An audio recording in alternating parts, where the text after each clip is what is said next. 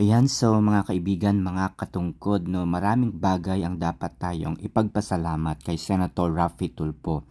Dahil ang pink salmon o pampano, no, ay matagal na pala ipinagbabawal, no, ang pagbebenta sa mga palengke, mga pamilihang bayan, yan, mga kung saan-saan pang mabababang kumbaga level ng tindahan.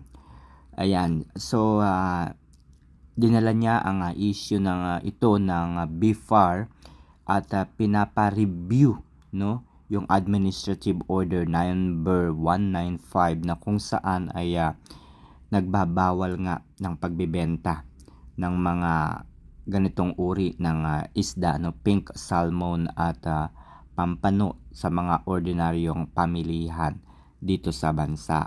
Ayan. So mapapansin naman na sinabi ni Senator Grace po, sa yung iniintindi ko yung word ni Senator Grace po, we just realize. So ibig sabihin, matagal na itong AO na ito, 20 years, no? Pero bakit ngayon lang niya na-realize?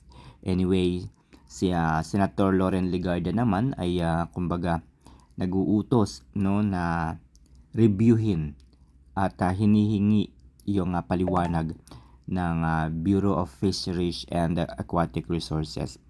Ayan, so para kay Raffy Tulfo at sa mga ilang senador, no, Loren Legarda and Grace po, no, ito ay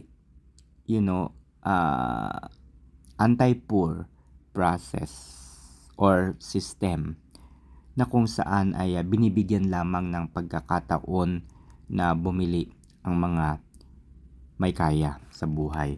Hindi ba? Pasensya na, pero ang mga mayayaman na lang na may perang makakain sa hotel at restaurant ang pwede na makakain ng mga isdang ito. Or kung gusto mo kumain ito, yung dilata na lang ang pwede mong bilhin.